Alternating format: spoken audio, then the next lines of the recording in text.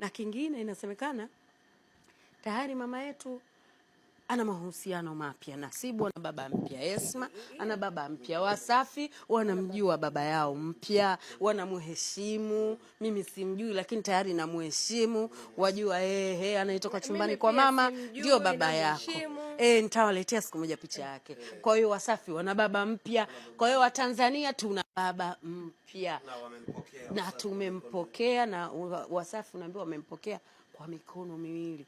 Unaambiwa baba mstaarabu kama Anko Shamte. Pole. Mkarimu. Anko aliharibu nini? Maana hapo inawezekana Anko ndo karibu. Sijajua. Siku nyingine nitawaletea nikipata habari kwa ushahidi.